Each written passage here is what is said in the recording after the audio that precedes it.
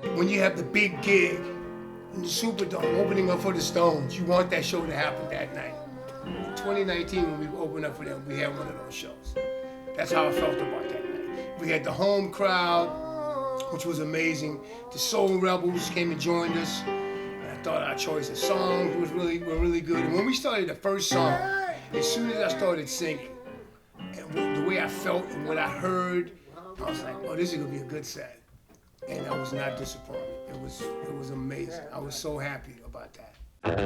Funk songwriter and keyboardist Ivan Neville talks and plays Rolling Stones and New Orleans classics in Soul Country number 10. I'm Rick Stewart, a filmmaking DJ since the mid-'80s, adding some real-life podcasts to get deeper into soul country. Good God! Where we cover tales from the intersection of R&B and Americana. Listen in as we revitalize our cultural roots in westerns, blues, and variety. Now a word from our sponsor. Ace Productions' documentary Blues Rock Hits Soul Country is chock full of exclusive performances and interviews from rock and soul Hall of Famers and Grammy winners. It's the origin story of soul country. Check it out at soulcountry.com. Well, Ivan discussed recording with the Stones in the 80s, his Americana angle, and taking his Uncle Art's place in the Funky Meter. And here's how it all went down. To get it started here, I'm Rick Stewart. We're back at Soul Country, Season 3, kicking off with Ivan Neville. All right. And welcome to the show. Glad to be here. Thank you for the invite. How would you describe the environment growing up musically? Got to see some cool characters growing up, you know, Dr. John, Alan Toussaint, James Booker, and the Meters. Picked up the guitar at about 10. About 15 is when I started noodling around on the piano. And my dad taught me a few songs. And I sat down with Booker a couple times and he showed me a couple things. I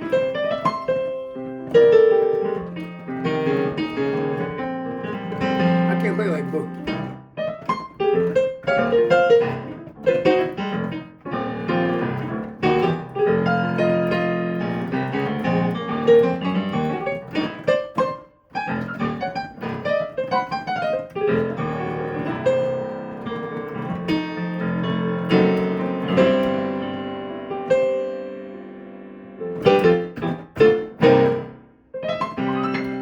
Showed me how to play this one song that's a New Orleans staple.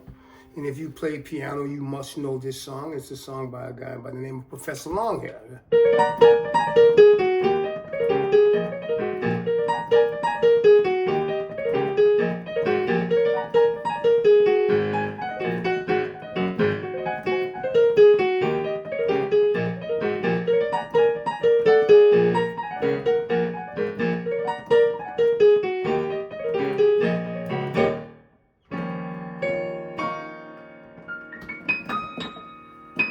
I'd be interested to hear your take on, so Booker was like such an idiosyncratic guy.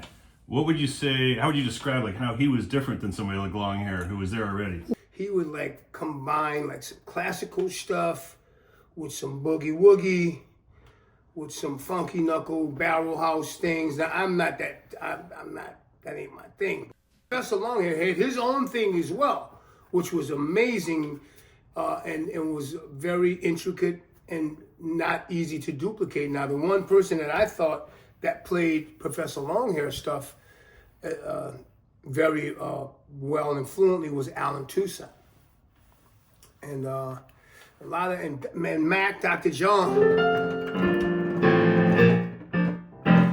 Dr. John, he had his own version of the typical New Orleans piano song. All these guys all played, like if they would play the same song, it would all have its slight difference. You know, like the Big Chief, that riff. So some guys would go, some guys would go,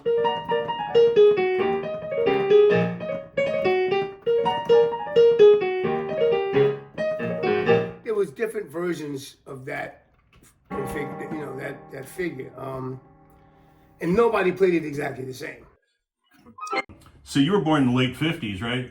Yeah. And so when the British invasion kicks in, you're kind of a little kid, but as that thing grows and becomes all those other bands, how much of an impact did that make in a place like New Orleans when you're already surrounded? I saw the Beatles on the Ed Sullivan Show. I remember everybody crowding around the TV. I was maybe 4 years old or something like that, somewhere up in there. I remember that stuff. I remember seeing the Beatles. I remember watching shows and seeing the Stones and a lot of these other groups, Hermits, and some of these other groups. I remember seeing that stuff. There were these programs that came on that had, other than the Ed Sullivan Show and the obvious shows that, we saw this stuff. But, I knew immediately, especially the Beatles and the Stones, because I was also aware of some music that a man by the name of Larry Williams, and there was 45s. There was 45s around the house, and they were specialty records 45s. So, and a lot of that stuff, I would find out later that a lot of that stuff was recorded here in New Orleans, and there was Larry Williams music and Little Richard stuff. And then when I heard some of the stuff from the Beatles, I could hear that in what they were doing. So there was definitely a connection, and I kind of, it was pretty unique and cool to see how those influences worked, and to hear later on, like when I hear Keith talk about that stuff, Keith Richards, how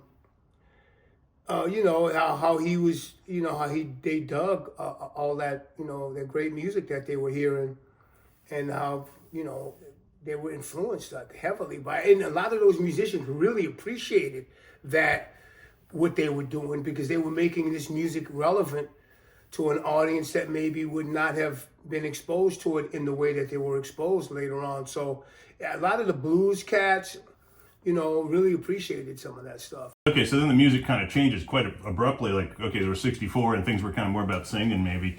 And then all of a sudden, like, there was explorations of electric guitar and the song format really changed, and Led Zeppelin showed up or whatever, like Mach 2 of the version. Yeah. It got heavier and harder in there. So, like, were you like a Led Zeppelin fan when that was happening? I was not at that, because when that stuff started happening, as you're talking early 70s, mid 70s, I was really digging the fact that during that time, there was so many different types of music that was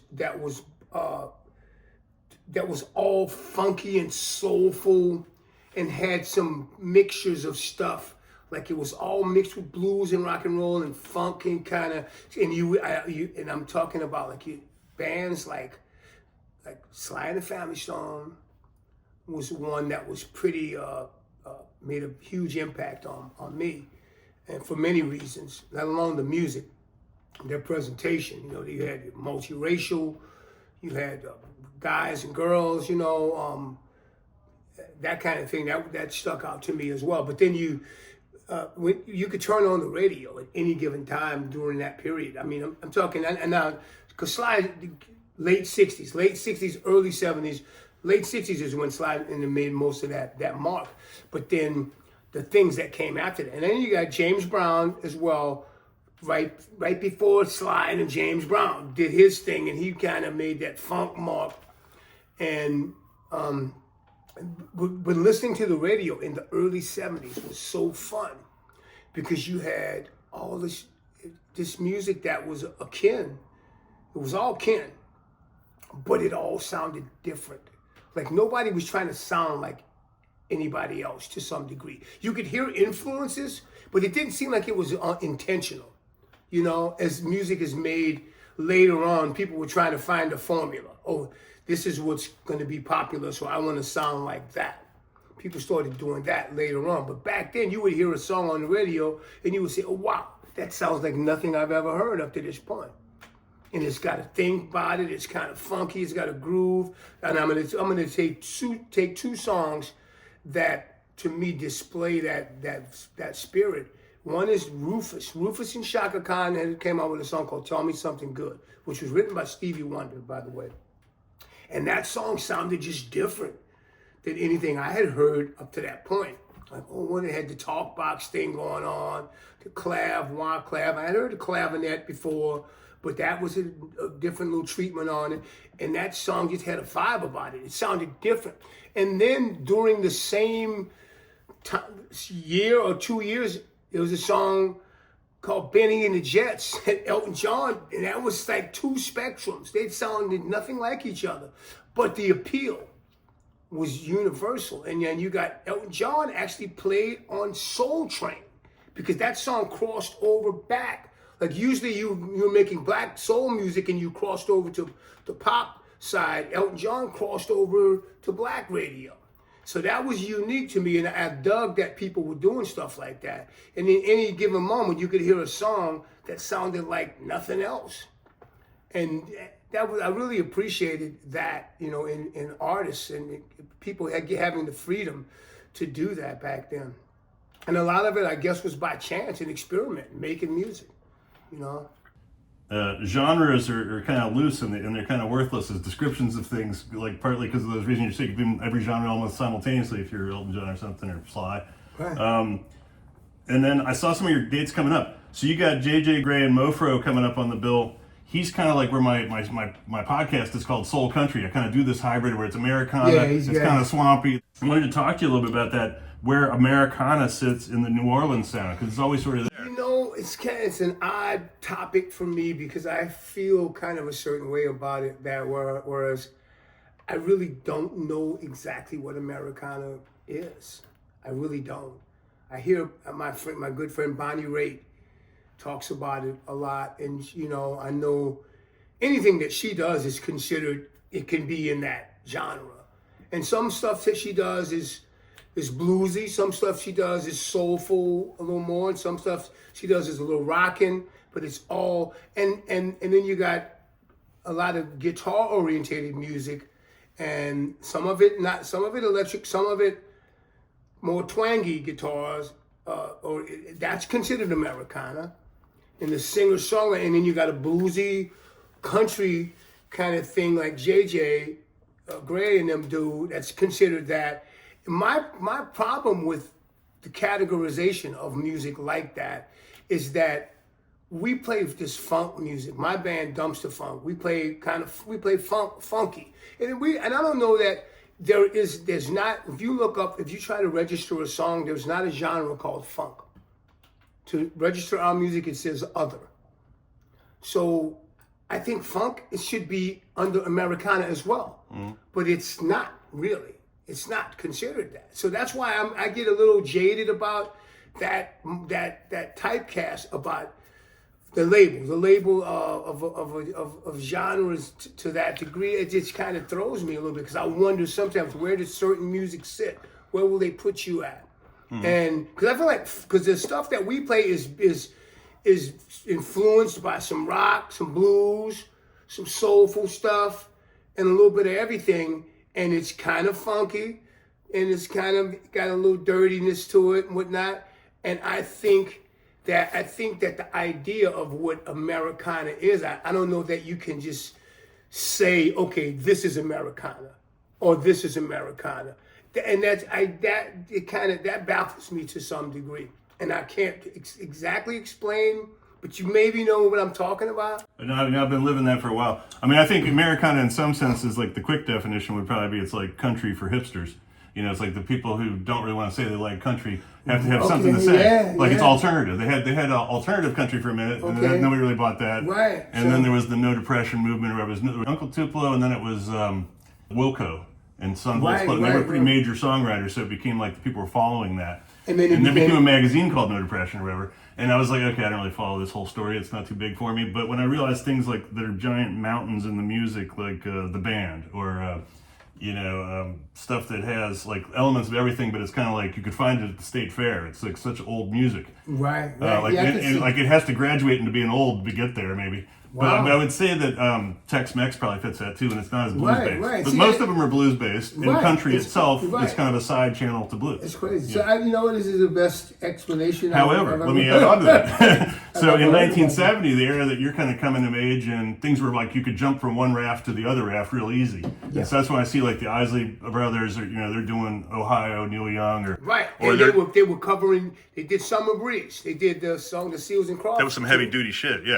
That was crushing. Speaking of which, now that band is a very underrated band as far as influence and how because they took some things like you're mentioning. They did Ohio, and the Nevilles did too. They brought in Love the One You're With. Right, Love the One You're With, Ohio, and they did Summer Breeze, and some things of that nature. But they were a funk band, that was heavily influential. And they are Cincinnati guys originally. They are from Cincinnati. Yeah, There's a bunch they of are. funky cats from Cincinnati. The Bootsy thing, yeah, and the Slave Ohio players. Man, they had this guy that played keyboard with them. That was, I think he was kin to them somehow. His name's Chris Jasper. Was amazing, very unsung cat.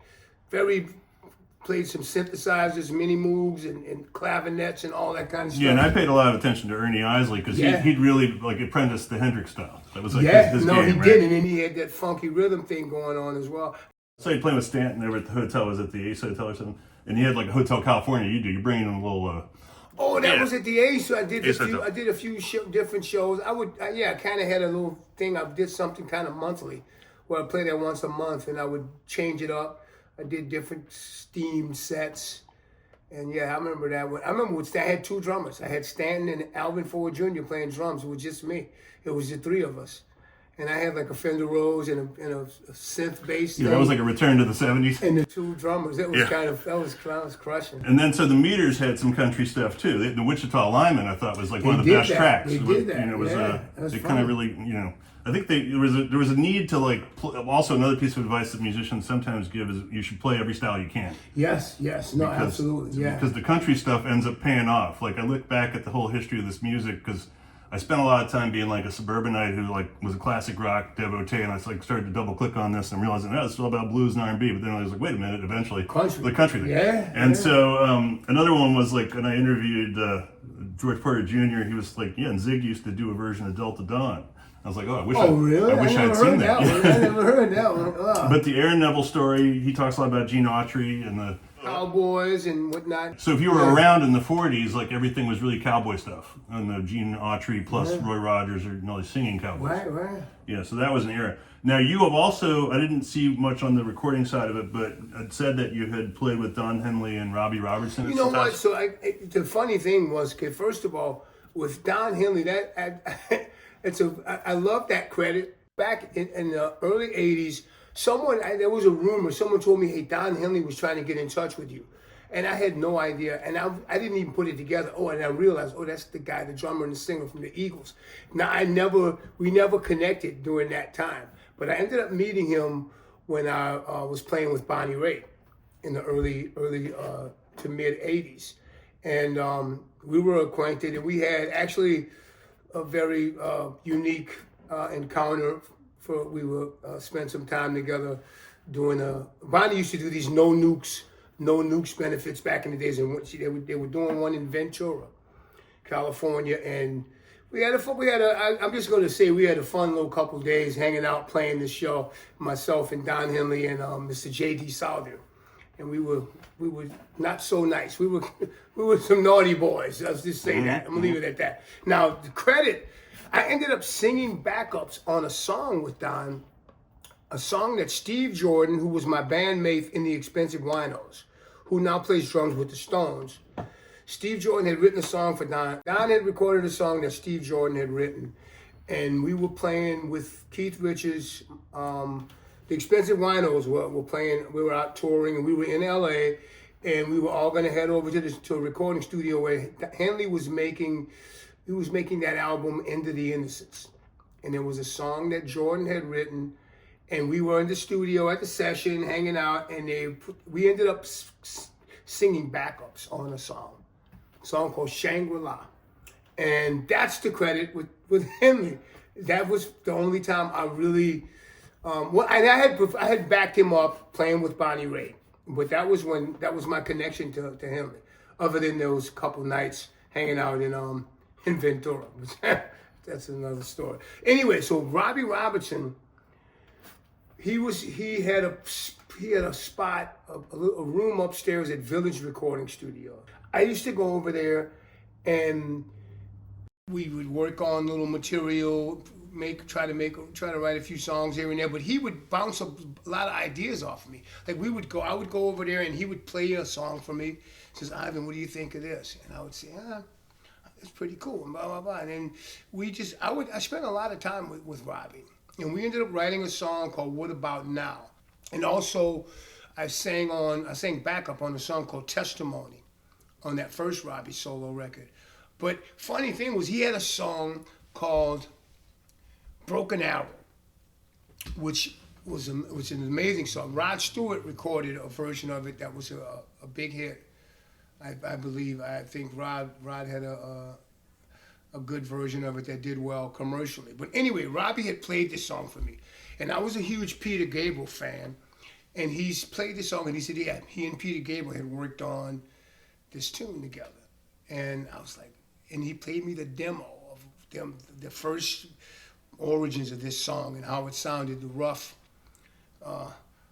version of it. And I loved it. And then over the next year or so, he recorded maybe a couple, 2, 3 versions of that song. And I was a part of maybe at least 2 sessions, big time sessions, where musicians came in, and I remember maybe a couple of guys, maybe Abe Laborio played bass once, and Terry Bozzio was on drums, and a bunch of other, some studio cats, and we recorded versions of this song, Broken Arrow. And which I thought most of those versions were pretty impressive, but I always, in the back of my mind, I was always thinking, I like that first version that he played for me. And at one point, we were sitting in the studio, and he was like, so, how do you like these other versions that we're doing, of that song? I said, I like the first one you played for me better than all of them. And it's a funny story because, you know what? That's the version they ended up doing. They put out on Robbie's record. And I just recently saw Daniel Lanois by chance. He was here in New Orleans doing some work. And I ran into Daniel Lanois, who produced those records for Robbie.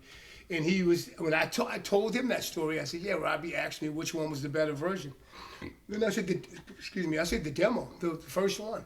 And he said, that's the one they used, that's the one Lanois mixed it, and they used that early version. And I truly appreciated the fact that I felt like Robbie was bouncing ideas off of me like that. He says, Ivan, what do you think? And I was young, I was a kid. I was probably in my mid-20s at the time, and I was going over to Robbie's studio like every once a week or so for probably 6 months or so. Yeah, I remember that album. That had a lot of guest stars. That was, Fallen Angel was on that. That was another one. Yeah. Yeah, he had really good... that was a song about Richard Manuel. Yeah, and that was incredible, yeah. Like, I guess the next album, Storyville, I saw him play the show down here. He came to New Orleans, he got Zigaboo, he got all the guys, he got Willie Green, he got Uncle Cyril, Art was on it. And then we did the What About Now song with my dad singing on it, I'm singing on it, and I co-wrote it with Robbie. So what do you take away from working with these guys who've had such success as songwriters? Can you actually learn songwriting from somebody else like that? It's kind of, to me, it's all by chance. And do you enjoy being a part of the creative process? I mean, it's basically, you're just a conduit. You're just kind of hanging out, and hopefully you're trying to spread some good vibes or whatnot, or you're trying to create a good feeling here, and maybe it might come out in the song that you're a part of. And it's basically you allow enough innocence and purity to be in the room. And that's by being humble about the whole idea of it, and maybe a cool song might come about. And then on the Stones, it looks like you played on Dirty Work and Voodoo Lounge. I played bass on a song on Dirty Work, on a song called Hold Back. Okay. I played bass on that. And I'm really proud of that track because I shared the bass track with Ron Wood. Ronnie's bass part played, and then halfway in the song, another bass comes in, and it's me. And I remember that when we did that, it was such a thrill. Plus I ended up singing backups on a couple of tunes. And that was when they were kind of, Mick and Keith were, maybe going a little bit in different directions to some degree. Their solo career. Right, Mick was going to go make some solo records, and Keith was kind of figuring out what he was going to do next. And I guess what was born out of me being a part of that was when he started working on his solo stuff, I got a call to come and be a part of that, of the first Keith solo stuff. So that worked out pretty cool for me. But Voodoo Lounge, I did play keyboards on that record, along with Ben Montench and Chuck Lavelle. So I was in good company, and it was totally honored to have been invited to that session. And I sang backups on a lot of stuff on that record, and there was a lot of everybody around one microphone type of thing, or maybe a few mics. But I remember we were all in a circle, and I'm talking about myself, Bernard Fowler, Ronnie Wood, Keith Richards, Mick Jagger, and that was it. What were some of the tracks that you would point to in that era of Stones? My favorites was probably, there was a song called Baby Break It Down that I thought I loved that one. There's one called Fast Car, I believe, or Fast Car. And I sang I've Got a Brand New Car. I've Got a Brand New Car. I sang some backups on that where I think I might have That was pretty raunchy. I got some ghosty vocals on that, like behind Mick, that you can't really hear it, but I sang some ghosty vocals there. But, and then there was the slow tune that Keith, you take away, waiting on a call from you. It's through and through. Through and through. Yeah. Love it. Oh, I love that. That's a heavy song. Oh my God. Still So plays it. Chuck played piano on that, and I sang backups on that. I love that. That was, they use that in The Sopranos. I like Love Is Strong as well. I love that one because every time I hear it, I can hear me, this low hoarse voice going, "You're so sweet, enough to leave." What about Suck on the Jugular? That was the funkiest track. I remember that. Yeah, That was the funkiest stuff. one. So I wanted to ask you about a show. I was there in '88 at the Kaiser in Oakland when they had the Expensive Winos came through there. Do you recall that era, that tour? Yeah, that was a fun band. That band, that was arguably probably some of the most fun I had playing live with a group of guys. Yeah, how did that assemble at the beginning? Well, band? Keith was tight with Jordan at the time, Steve and Charlie Drayton, and they were like hanging out a lot. Which is I met Jordan through Jim Keltner in L.A. at an old studio that I had. Me and some friends had a spot, and Jim Keltner brought Steve Jordan over to that studio. So I had been acquainted with him, but this was the first time we hung, and it was at the Stones recording Dirty Work. Charlie Drayton and Jordan were at those sessions, and that's the first time I met Drayton. And not long after that is when Keith called, maybe a couple of years. That was what Dirty Work was in, 85, 86 or so, 86, somewhere It came around out in '86, yeah. something like that. So the Winos, we started fooling around with the Winos around 87. We started making that music. So I got a call in 87, and Keith, Charlie Drayton and Steve Jordan, and then Keith had always had a fondness for Waddy Wachtel, and he called Waddy and he called me. And we got into a room for like a week, fooled around, and that became the band. Okay, so then like a few years ago, when Waiting for the Man. So you're on that? Yeah. What's that all about? That's some bad shit, man. So yeah, I got a call that Keith was doing this tune, and so Keith, myself, and Steve Jordan went into the studio, and we put it down. Me on dirty whirly, I would call it a nasty, distorted Wurlitzer. I was just doing gang. So I was kind of playing like a guitar, and it sounds like a guitar until I play like a keyboardy sounding thing. And he said, "Oh, that's a Wurlitzer." So it was a blast doing that. We cut it, just drums, guitar, and Wurlitzer. And then Keith, Steve, and I, we had decided that, okay, we're all going to do a bass track and see whose bass track is the one. So Keith played bass first, and Steve and I never got a chance to play a bass track. What's Keith like as a boss? Is he an easygoing kind of boss? He's a great guy, man. He's a really, he's definitely relentless. He's relentless with the groove. He's relentless with the groove and sticking to a theme and an idea for a song. And he's gonna do it until it turns into what it's supposed to be, and not like we really know what it's supposed to be until it gets there. And he's gonna stay with it until it gets there. And then we've played like a riff for like a while, and then marinating it and seeing where it's gonna go. And then eventually we're like, oh, that's why we played that so long, because it turned into this. What about mistakes? Are people like repeating something and then something variates? His mistakes are like somebody else's brilliant solo. He could play like an off note that might sound like, okay, is that an off or is it not really off? A perfect mistake, you might call it, And he's a very smart guy and very, very pleasant to be around, Yeah, those guys are so professional. You know, like Yeah. they just continue to work, and clearly they don't really need to do the work, but this is the best job in the world. Yeah, when you can still do it. So one of my favorite tracks with that original band, especially in the live incarnation, was "Hate It When You Leave," and you had Bobby Floyd. Is that right?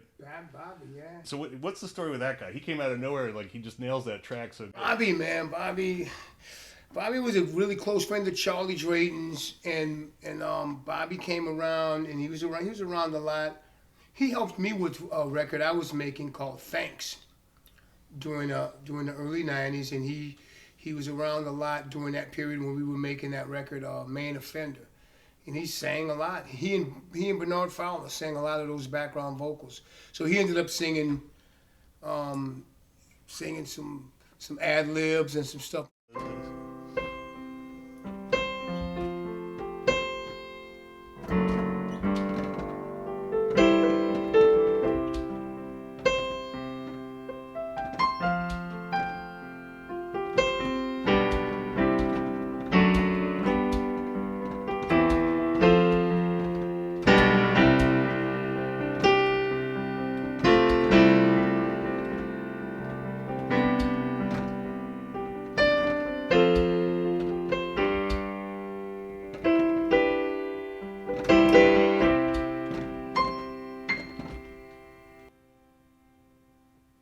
So it was around the same time, I guess we were talking about it, in '88, you put out "If My Ancestors Could See Me Now."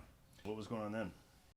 It's around the same time that we were kind of mustering up the winos thing, and I was in LA, living in Los Angeles at the time, and I had written a mess of songs, and yeah, it was kind of my first big deal, big record thing, and it was a strange time for me. You know, I had written a bunch of songs. You know, I had never fancied myself a songwriter at that point. Up until that point, I'm like, oh wow, I can write some tunes, and I wrote a bunch of songs. And matter of fact, I just found a tape, some bootleg tape a friend of mine's mustered up of a live show from that, the debut show of that band playing that music at the Roxy in Los Angeles in 1988. Who'd you have on drums for that one? On the record? Oh, in that show with the Roxy.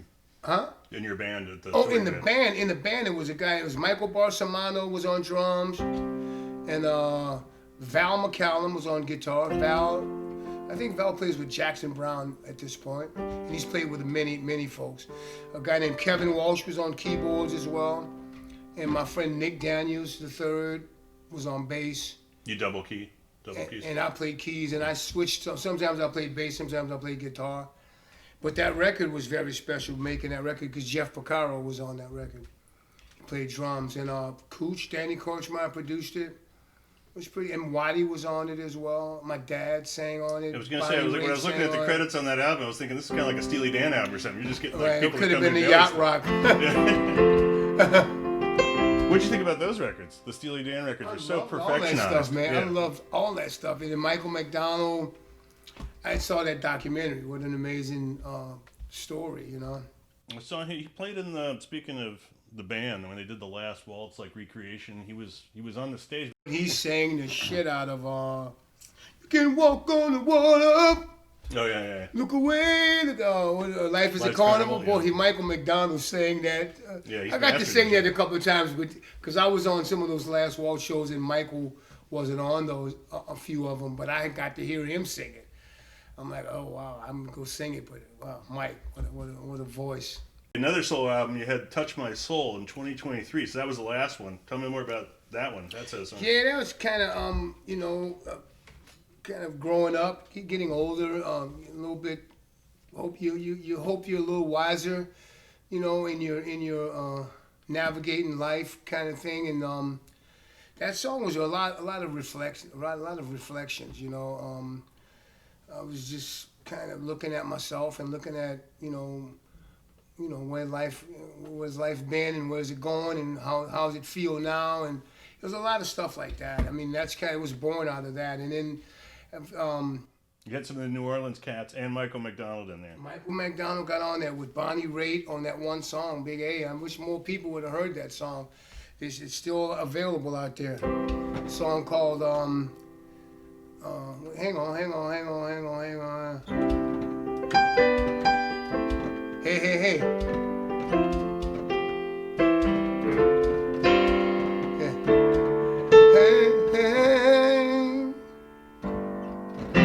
all together. Yeah. Okay, so another show that I caught recently, very recently, it was only 5-6 months ago, was the Meters Geo Leo sort of reunion, half reunion. You saw that? High energy show at the Funk Fest.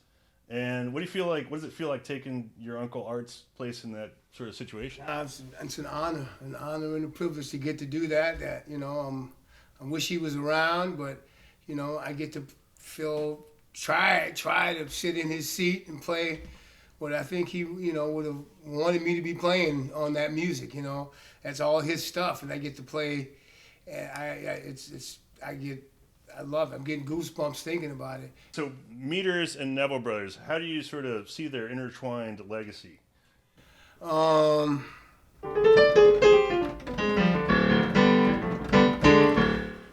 That is a kind of a it's almost a sore topic because of this for this reason was when the Neville Brothers got together with the Meters and made a record called the Wild Chopper-Toolers.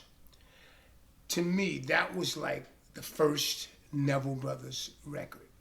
I mean, it was featuring my great uncle Jolly, Big Chief Jolly of the Wild Chopper-Toolers, George Landry, and that's why they got together. They converged to make this music, this Indian New Orleans traditional stuff, but the group that it being the Meters and the Brothers together. My thoughts were, why isn't that a band? Why couldn't that be a band? This is in 1976 or so when they were making that recording, somewhere around there. And I'm thinking, why are they not a band? The Meters with the Brothers. They would rule the world. But it wouldn't, the politics it was of it. not to be. Yeah. And so that being said, in acceptance, okay, this is how it happened. The Meters, what they did, and with my Uncle Art and the guys that were with him on that ride, which is George, Leo, Zigaboo, and then Cyril joined up with the Meters at some point, and they created a thing that was unlike anything else, and has influenced multitudes of every musician that I know has been influenced by them somehow. And when the brothers got together, which I thought was an amazing gathering, when they decided to form a band. I was kind of torn because I was upset that Art and Cyril left the Meters at what I thought was the pinnacle. I thought they were about to hit that little edge that they've been trying to get to. They've been a band, they've been a cult band for a long time, and maybe they were going to have some sort of commercial success. They were slated to play on Saturday Night Live. And it ended up being not the full band. My Uncle Art and my Uncle Cyril didn't make that gig. And it ended up being the Meters with a couple of David Batiste played keyboards, and that was it. And then the brothers joined up together to form the Neville Brothers. Was that already like 78 when? That was 77. 77? Because they had that New Directions album.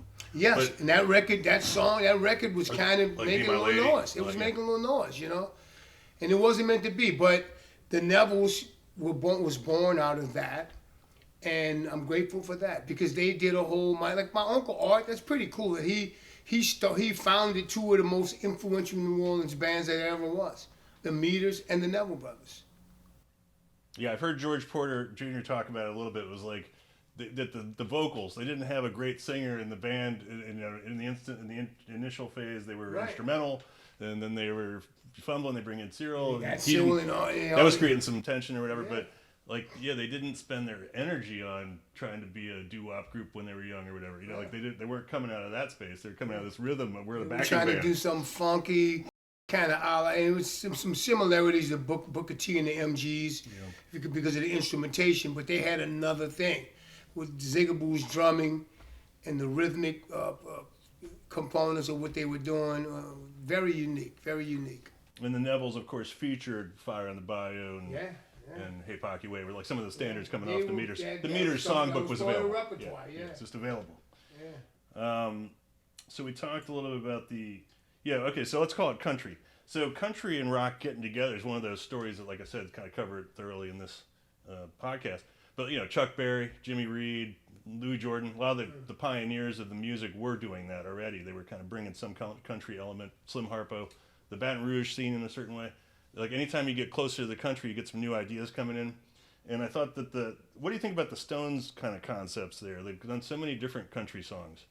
Have you had to play any of those? Like, does that come up? Like Honky Tonk Women or... You know what? I probably maybe once or so been a part of somebody trying to play Honky Tonk Woman, but that's some bluesy, country, vibey kind of thing. Yeah, no it took doubt. a lot of invention to come up with that. No doubt, yeah. And the way the guitar twangs on that is definitely, I mean, I hadn't even really thought of it like that, but that... Well, okay, so it's the Honky Tonk Women, Give Me the Honky Honky Tonk Tonk Blues, Blues. but the Honky Tonk Blues was a Hank Williams song from 1950. Right, see, yeah. I wasn't So they were aware. writing like a prequel or whatever, this parallel track. That's amazing.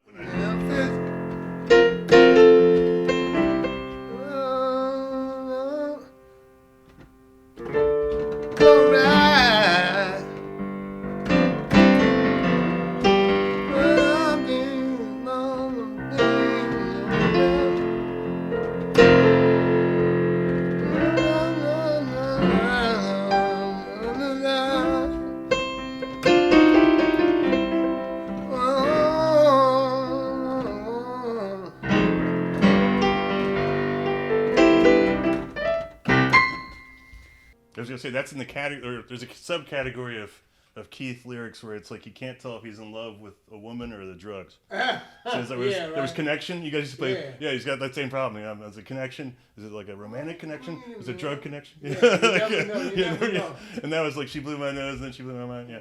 But okay, so another one was 2019. So I saw your Dumpstaphunk show opening for the Stones. I got some footage to cut in when I cut the little highlights. Right. What does it feel like carrying the room till the big band comes on? Is that a whole nother vibe there? Which one are you talking about when we played? 2019, the Superdome? Dome. Dude, that was one of those nights that was like pretty exceptional, I gotta say. So imagine you play 20 shows. You play 20 gigs. I'm gonna go out and say 10 of those shows are just ordinary gigs and they're pretty cool. 5 of them could have been great, but something happened that contributed to them not being so good. The other 5, there's probably one out of 20 gigs, out of 21, that everything works like you want it to work. Everything you could imagine it being. Nothing goes wrong. Every song is what you think it should sound like. The feeling you're getting from the audience is just perfect. So I'm saying 1 out of 20. Now, all of them are good, but there's 1 out of 20 that's amazing, and you get and that you want it to happen at the right time.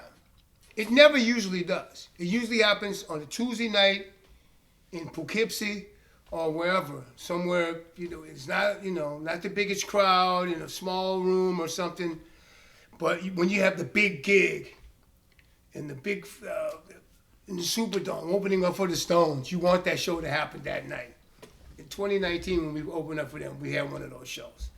That's how I felt about that night. We had the home crowd, which was amazing. The Soul Rebels came and joined us, and I thought our choice of songs were really good. And when we started the first song, as soon as I started singing, and the way I felt and what I heard, I was like, oh, this is gonna be a good set.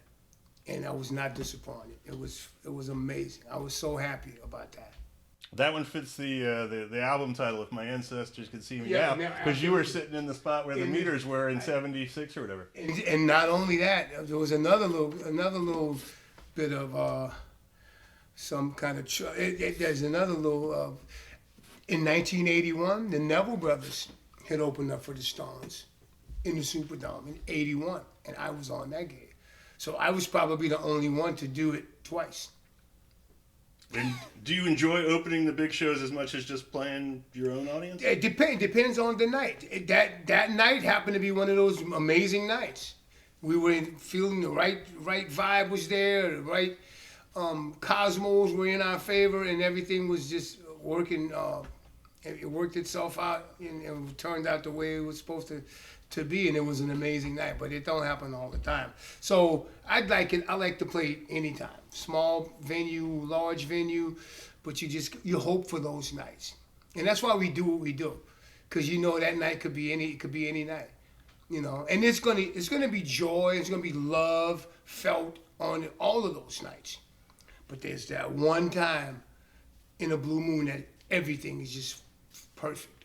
And we just kind of developed over the years and developed a few, you know, different ideas of how to present this funk, this dumpster funk, you know, nasty, dirty, stinky funk music. And you also appear on the jam band circuit. With Right, so we go out there and we do some extended interplay and stuff like that we've always enjoyed doing.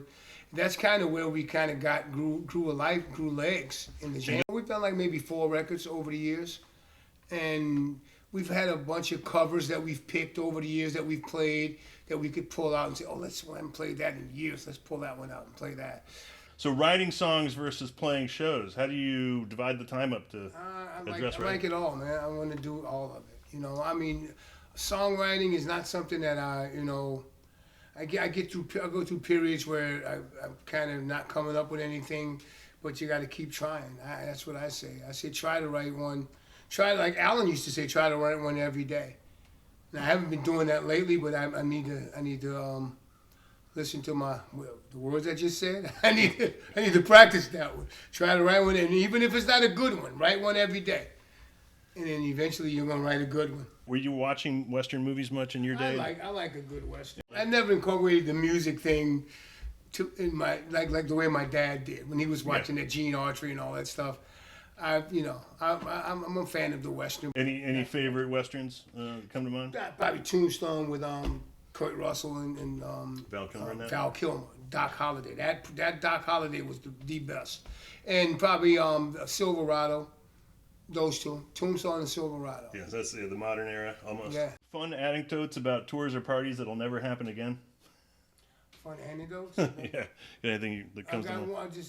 I can just give you a punchline and then fill it in. Next time you'll knock. That's all I'm gonna say.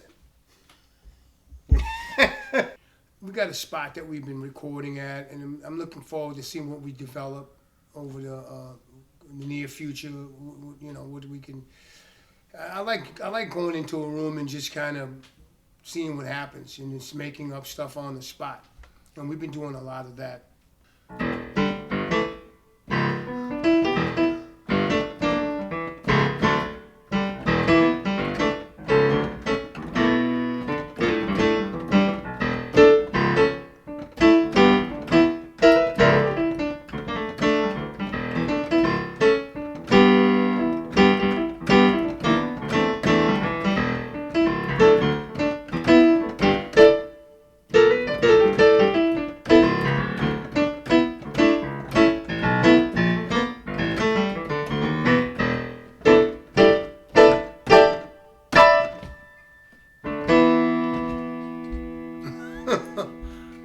That's going to be called, but that's the beginning. I don't know what that is. Yeah. So it's still New Orleans related. Are you playing any of the standard New Orleans songs with Dumpstaphunk? We do a couple of we pull out a few meters tunes here and there because we feel like we can represent that music in its truest version, you might say, because we kind of. Connoisseurs of that stuff, and we come up on it. We love it. Tony Hall has got a strong history with the meters, as do I, as do Ian, and we've got a drummer by the name of Devin Trusclair. He's a young cat who's captured that vibe and incorporated it with his new school kind of thing, and it's really amazing. Other collaborations coming up for you? Anything in the horizon? We got some live shows that we probably going to do some stuff with George Porter. Jr., and we always like collaborating with George. So right now, that's kind of something to look forward to. And I'm open to many ventures, so we'll see what we can come up with. But right now, we got a song that we're going to put out. It's going to be on all those formats. And it's been in the can for like a minute, and we've been waiting for the right time to put it out. And the song's called Let's Do It. And it's kind of based on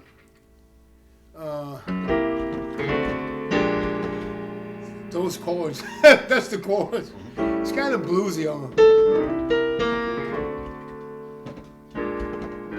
And the song is based on the idea of we versus me. Like, we is better than me.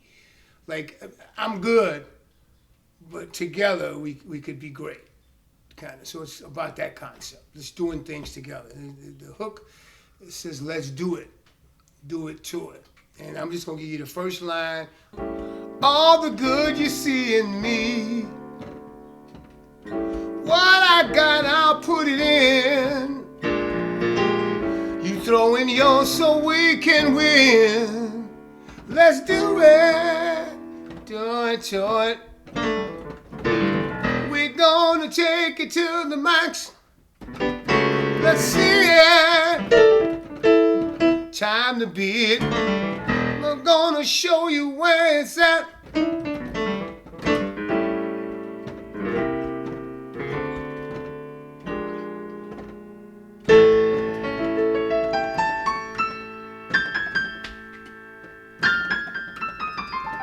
That was a nice note.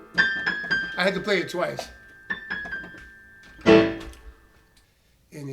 And I just,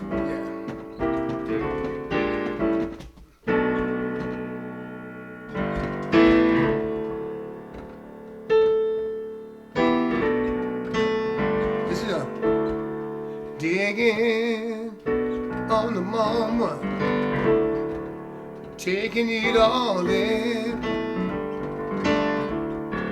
riding through the changes, laughing now and then.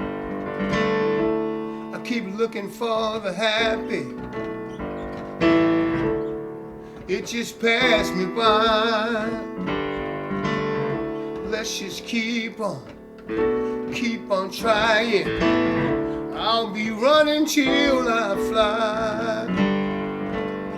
Feel good for a minute, might just last a lifetime. You get the love you put in it, the ladder's only high as you climb. That's more of an Ivan, not as Dumsta. Yeah, how do you keep yourself not separate? Not as Dumpstaphunky. There is no difference, but it just depends. Will you take one of your solo songs and play it with Dumpstaphunk? We played a couple of them. we bust a couple of them out. Tony Hall wants to play more of them than I do with the Dumsta, but I kind of keep some of them separate. That's from the Touch My Soul record, and that was I was thinking about navigating the road of life, and as you get older, you find out more things, and you find out how much more you want to learn, and how much more you're open to checking out and receiving. You know what I'm saying? And you finding out like it's more about the journey, and it's not about arriving at some place. It's about what do you see along the way. And that's what that song is about. It's about because everybody's searching for this magic pill or something that's going to make you feel good. And I'm finding that there is no such thing. But we get little moments where we feel cool. And that sometimes we get moments where we feel extraordinary. But that helps us get through the moments where we're not feeling so good. And it all passes, but it's all part of this journey that we're on. And so that's kind of what that song is about. What about the hanging out with the guys aspect? Like, does that kind of drive you to... Oh, man, I love it. I love doing that. I love that we get to share our lives, and we get to, go through things together, and we're traveling and stuff, and we're seeing stuff, and we've had a tough year, man. We've had a tough year. Last year we lost my brother, Nick Daniels III. I've known him since I was 10 years old, and he's been in bands with me since the 70s, you know. And then he's been a part of Dumsta. He was like one of the cogs in this whole thing, and then he's gone, you know. And we're having to keep going on without him, you know. And then we lost another guy that was like my friend from my neighborhood who drove the Sprinter, our vehicle for us, and he passed away. So it was a heavy year when you lose loved ones, and that's a part of life. It's a part of life. Like I'm talking about navigating, it's just ride. And sometimes you're riding through some rough terrain, but eventually you're going to get to a nice little road. How long that road's going to last, you don't know. It might get rough again, but it becomes apparent how you use one to offset the other, you know. And then that's kind of what I'm figuring out, you know. That's what we do. And then to get to be playing music that sometimes it's going to make somebody's day, it's going to change somebody's attitude or how they feel about something. It's an amazing gift to get to be a part of that. So, Ivan, thank you very much. Thank Ivan you Neville, very much. A pleasure, Soul Country. man. Thank you. Thanks for dropping by. Thank you. And that's why we do it. It's down home. I figure Glad I have to to be go to here. the house of the peeps. All right, yeah, it's a nice little spot. This is The Nook. yeah, you know, out courtesy of the boss lady, Miss Ashley. You know, she keeps it. Yeah, the place looks kind of cool. All right, well, until next time, my man. Thank you very much. Soul Country number 10 is in the books with special appreciation to Reed Mathis for our theme, We Ride. 10 was brought to you by Ace Production with the Blues Center and support from the New Orleans Jazz and Heritage Foundation. Tune in again for more roots music, culture, and lore as Season 3 progresses with the cosmic Appalachian sounds of Olivia Wolfe and Steely Dan session guitarist Dean Parks. And find trailers, highlights, playlists, and a full archive of episodes at soulcountry.com.